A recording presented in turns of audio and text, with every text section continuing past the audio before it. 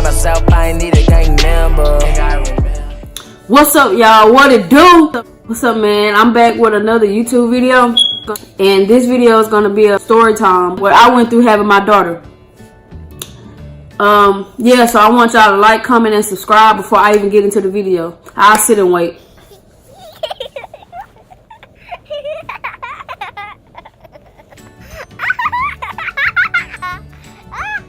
Alright, so let's get into the video. Okay, so it was one night. I was feeling real bad cramps in my stomach. I didn't think it was like contractions. I thought it was Braxton Hicks, so I just took the pain. So it was going on all night. I could barely get sleep. So the next morning I got up and I told my mom that I was feeling cramps in my stomach. And so she told me to time it. And so when I did, it was like every 5 to 6 minutes. I had already dilated 1 centimeter. So it was like close to my time to have her. So it got even worse. Like the pain got even worse. So it brought tears to my eyes. My mom, we had all got our stuff together. We had got all our clothes and got all of Elia's clothes together, her car seat and all that. And we took off to El Dorado. That's where I had her. We took off to El Dorado. When I got there, they weighed me, they took my temperature, and they got my room set up. So I got in the room that they put me in, and she checked me. When she checked me, I had dilated to 3 centimeters that fast. And so she told me, she said, "You dilate real quick." And so that kind of made me nervous. I don't know why. I guess everybody get nervous when they having their first child, but yeah, it made me nervous.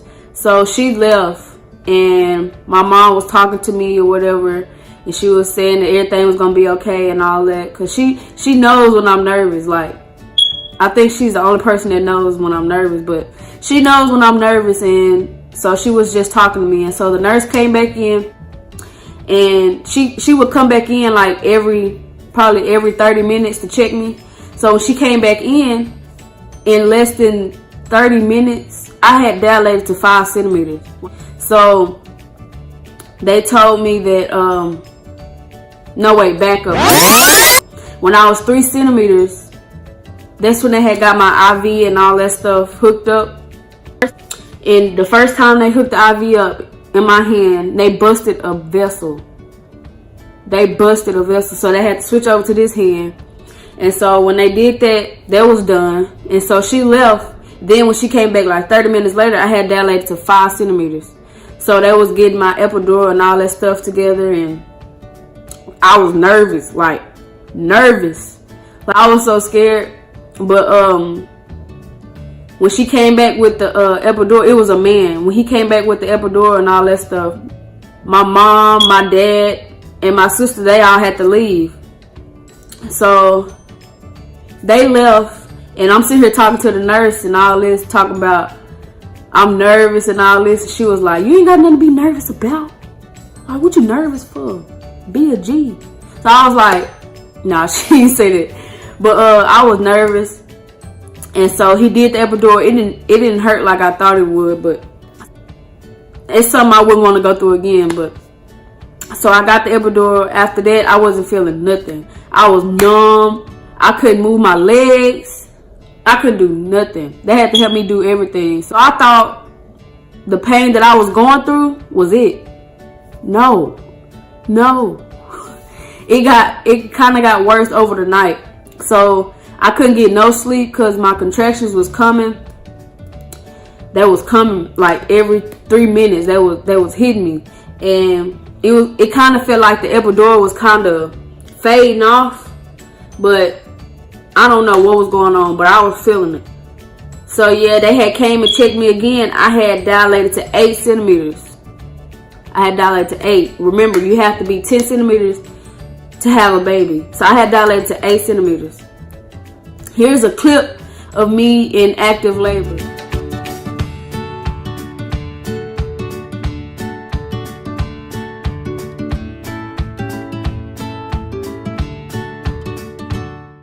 Yeah, I was hurting. Like, But the one thing you gotta remember when you're in active labor and you're having contractions, breathe.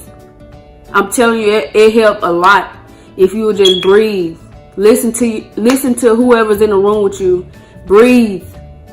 If you panic, that it hurts even worse. So that's just from me to you. If you finna have a child, all I'm telling you is to breathe.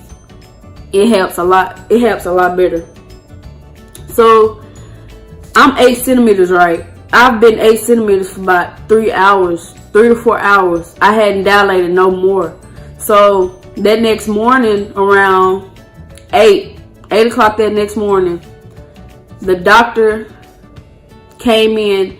Well, the doctor that was supposed to do my C-section, the doctor that was supposed to deliver my baby wasn't even on call. So it was another doctor that had came in, and he had told me, he was like,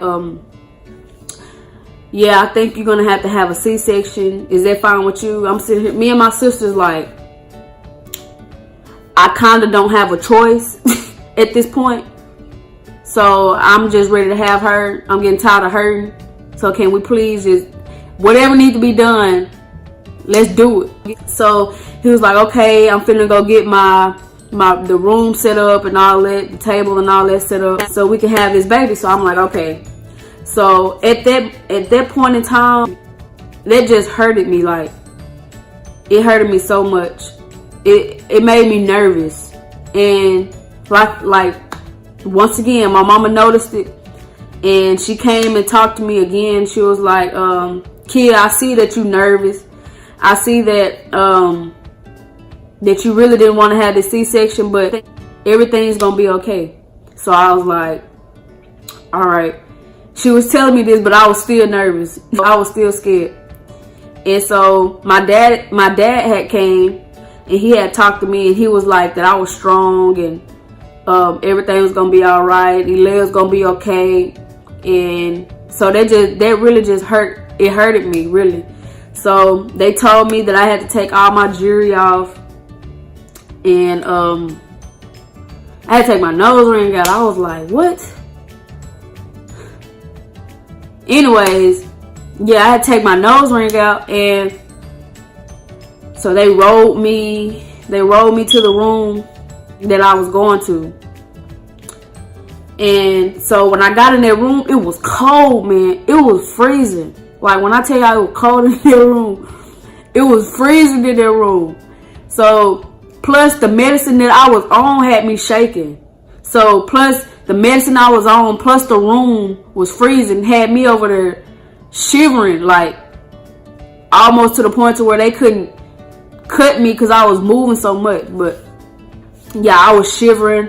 I was cold. The doctor was behind my head because I was laying, and I had my arms out like this. And so I was laying there, and he had hooked some up to a machine. And so when he turned the machine on, I felt like a cold feeling going down my spine.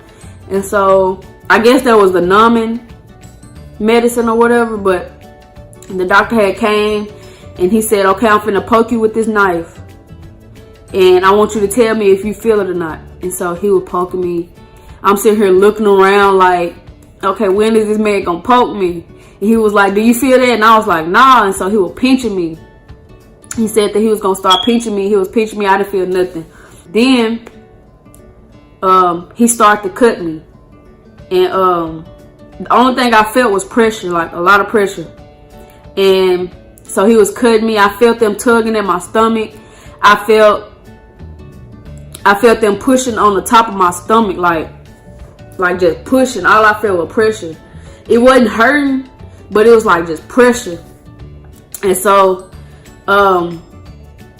they pulled her out, and all I heard was crying. And so at that point in time, it had me crying. So I was over there crying. Elia was crying. My mama was in the room with me crying. Everybody was crying. So when they had got her out, they had weighed her or whatever, and they told me how much she weighed.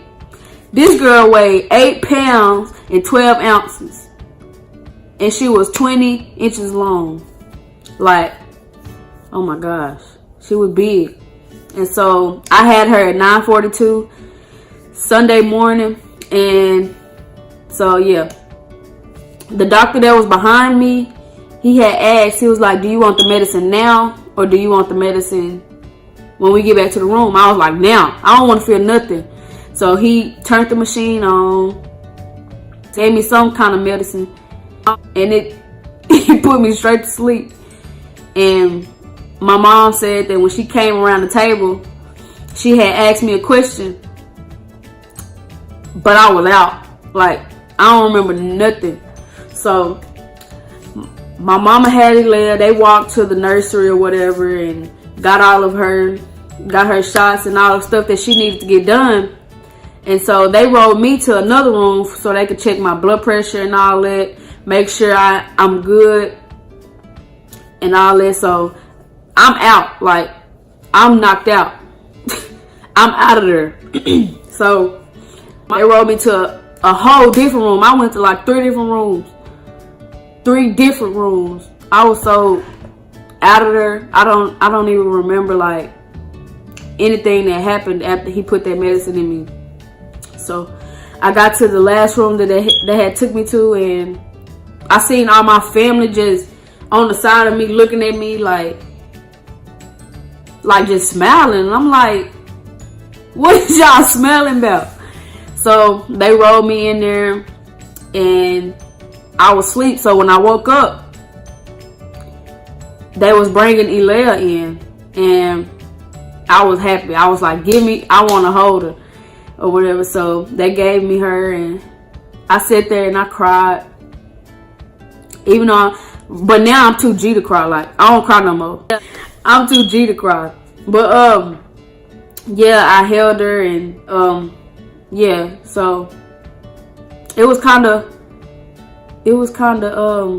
sad, but my family came and saw me. Some of my friends came to see me. Some of my close friends, they came to visit.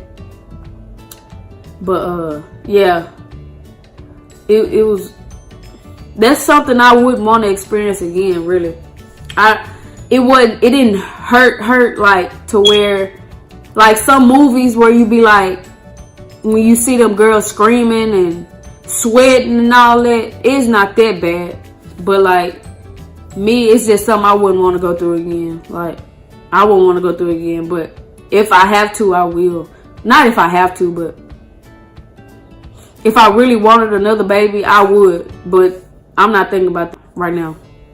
So yeah, it was a different experience.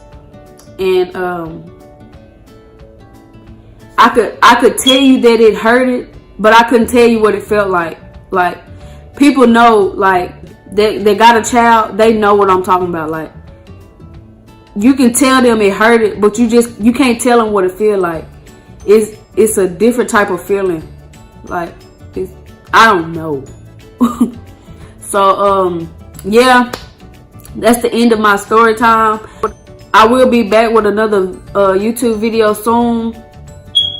And yeah, I want y'all to, for the people that didn't do it at first, I want y'all to like, comment, and subscribe, and turn on your post notifications so y'all would know when I'm posting another video.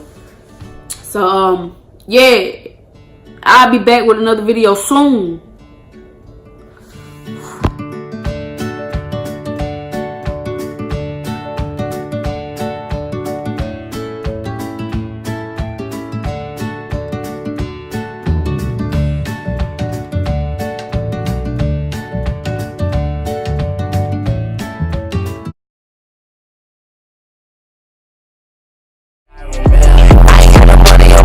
This time, let's see what's September. I remember.